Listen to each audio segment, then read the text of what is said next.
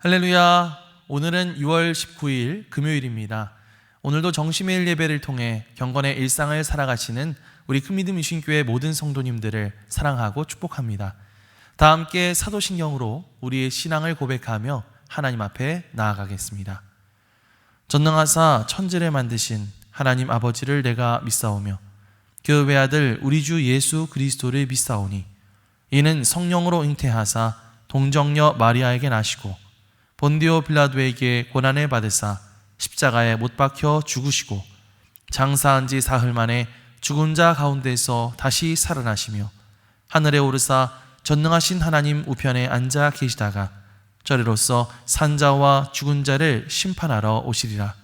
성령을 믿사오며 거룩한 공회와 성도가 서로 교통하는 것과 죄를 사하여 주시는 것과 몸이 다시 사는 것과 영원히 사는 것을 믿사옵나이다. 아멘. 다 함께 찬송가 315장 찬양하시겠습니다.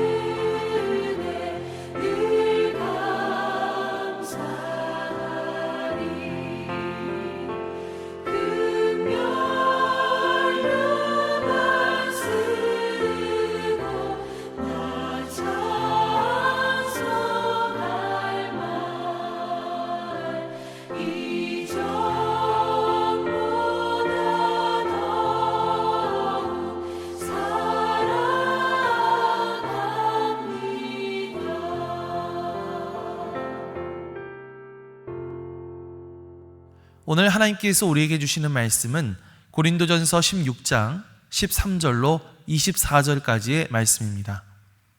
깨어 믿음에 굳게 서서 남자답게 강건하라. 너희 모든 일을 사랑으로 행하라. 형제들아, 스데바나의 집은 곧 아가야의 첫 열매요 또 성도 섬기기로 작정한 줄을 너희가 아는지라. 내가 너희를 권하노니 이 같은 사람들과 또 함께 일하며 수고하는 모든 사람에게 순종하라. 내가 스데바나와 부드나도와 아가이고가 온 것을 기뻐하노니 그들이 너희의 부족한 것을 채웠음이라. 그들이 나와 너희 마음을 시원하게 하였으니 그러므로 너희는 이런 사람들을 알아주라. 아시아의 교회들이 너희에게 무난하고 아골라와 브리스가와 그 집에 있는 교회가 주 안에서 너희에게 간절히 무난하고 모든 형제도 너희에게 무난하니 너희는 거룩하게 입맞춤으로 서로 무난하라. 나 바울은 친필로 너희에게 무난하노니 만일 누구든지 주를 사랑하지 아니하면 저주를 받을지어다. 우리 주여 오시옵소서. 주 예수 그리스도의 은혜가 너희와 함께하고 나의 사랑이 그리스도 예수 안에서 너희 무리와 함께 할지어다.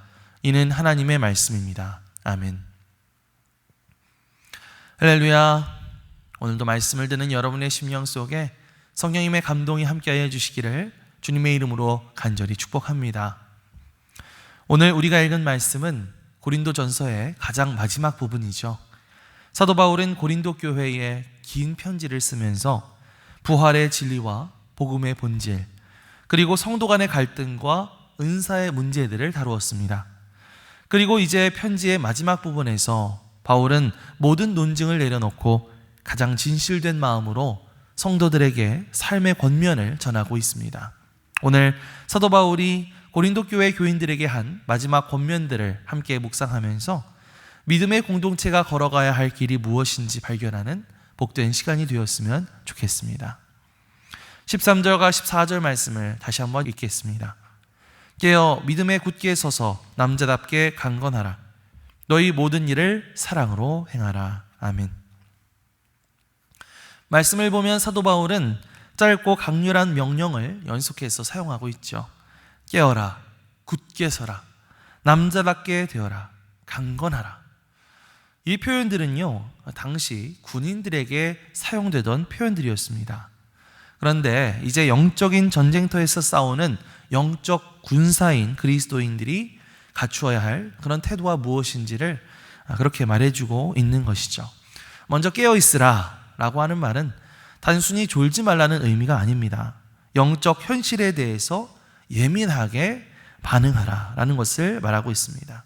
또 믿음으로 굳게 서라 라고 하는 것은 시대의 조류와 유혹이 흔들리지 않는 신앙의 뿌리를 단단하게 지키라는 것이죠. 마지막으로 남자답게 강건하라 라고 하는 것은 두려움 없이 담대하게 그 신앙을 고백하면서 살아내라는 그런 촉구를 담고 있습니다.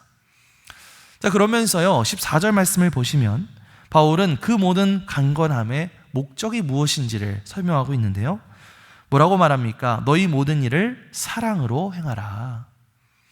우리가 강건해야 할 이유, 그것은 우리가 다른 사람들을 지배하고 다스리기 위한 것이 아니라 다른 사람을 사랑하기 위한 것이다 라는 것이죠. 사랑하는 성도 여러분, 이 신앙의 강건함과 이 사랑이라고 하는 것은요 서로 대립되는 그런 개념이 아닙니다. 오히려 진짜 강한 것은 사랑을 위해서 사용될 때에 비로소 완성되는 것이죠. 흔들리지 않는 믿음은 사랑을 더 깊이 실천할 수 있는 토대가 되는 것입니다. 여러분, 영적으로 깨어있는 성도는 오히려 주변 사람들을 사랑으로 돌볼 수 있는 힘을 가진 사람인 것이죠. 오늘날 우리는 뭐가 진리인지 참 모호해진 시대를 살아가고 있는 것 같습니다. 그러한 시대에 깨어있다라고 하는 것은 하나님의 말씀과 성령님의 음성에 예민하게 반응하는 것이겠죠. 많은 그리스도인들이 깨어있어야 된다 이렇게 말하면서 다른 사람들을 배척하고 다른 사람들에게 거친 행동이나 표현을 쓰고 혹은 폭력적인 모습을 보이기도 합니다. 하지만 여러분, 진짜 깨어있는 사람들은 어떤 사람들인가? 언제나 사랑으로 그 모든 것들을 표현하는 사람, 진리에 대한 굳건한 마음을 가지고 있지만 한편으로 사람들을 향한 따뜻한 사랑의 모습을 보여주는 사람, 그것이 바로 사도 바울이 우리에게 요청하는 그런 모습인 줄 믿습니다. 너희 모든 것을 사랑으로 행하라. 이 말씀을 기억하면서요, 우리가 믿음 안에 굳게 서되 모든 일을 사랑으로 해나갈 수 있는 그런 저와 여러분들이 되시기를 주님의 이름으로 간절히 축원합니다. 이어서 15절 16절을 읽어볼까요? 형제들아, 스데바나의 집은 곧 아가야의 첫 열매요 또 성도 섬기기로 작정한 줄을 너희가 아는지라. 내가 너희를 권하노니 이 같은 사람들과 또 함께 일하며 수고하는 모든 사람에게 순종하라. 아멘. 바울은 고린도 교회에 잘 알려진 스데바나의 집안을 구체적인 모범으로 제시하고 있습니다. 그들은 아가야 지역에서 첫 복음을 받아들인 첫 열매였고요, 스스로 자원해서 성도들을 섬기기로 결단했던 사람들이었습니다. 15절 말씀을 보면 작정하다라고 하는 표현이 나오죠. 그것은 이 스데바나가 스스로 그 사명을 선택했다는 것을 의미합니다. 아무도 억지로 시키지 않았다는 거예요. 그 집 사람들은 자발적으로 섬기는 삶을 선택했다는 거죠.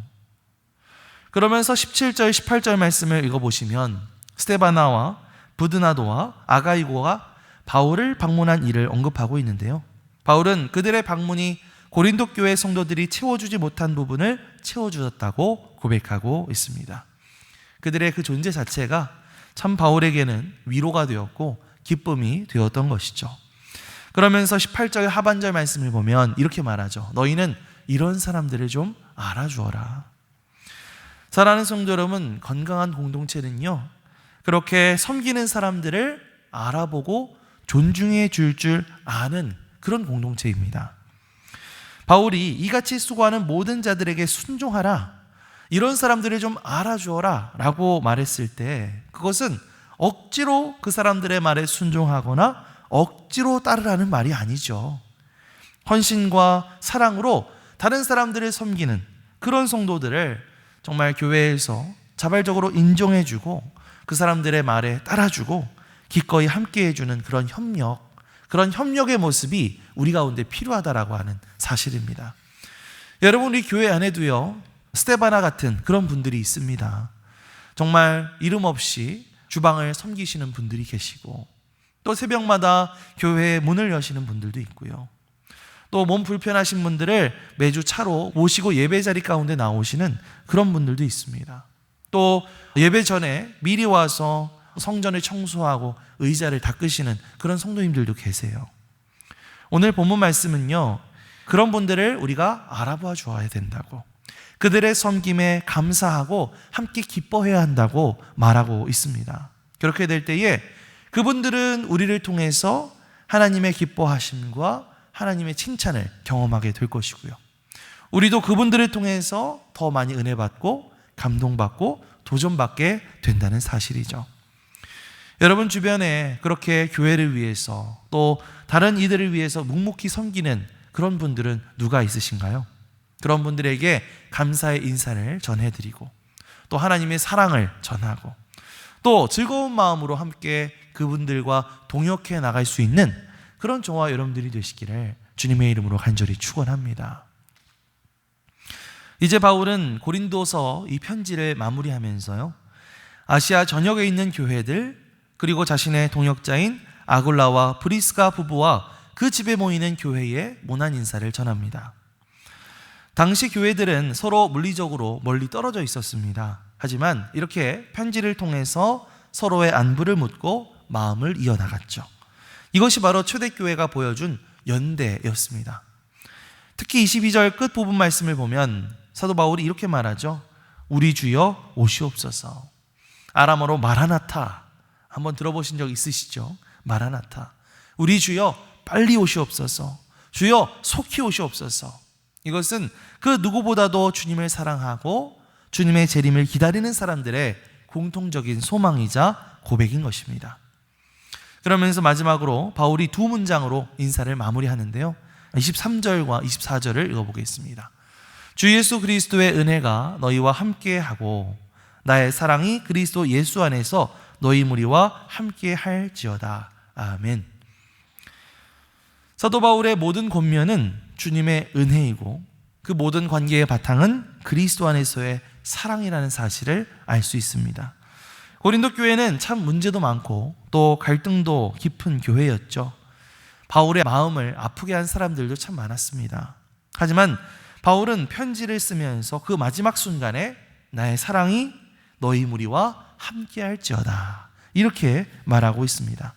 나를 지지해 준 사람들 뿐만 아니라 나를 힘들게 한 사람들까지도 그리스도의 사랑 안에서 다 품으면서 진정으로 하나 되어야 된다는 사실을 선포하고 있는 것이죠. 여러분, 오늘날 우리 시대는요, 그 어느 때보다도 참 연결되어 있는 것 같지만 또 한편으로는 그 어느 때보다도 고립된 시대를 살아가고 있는 것 같습니다.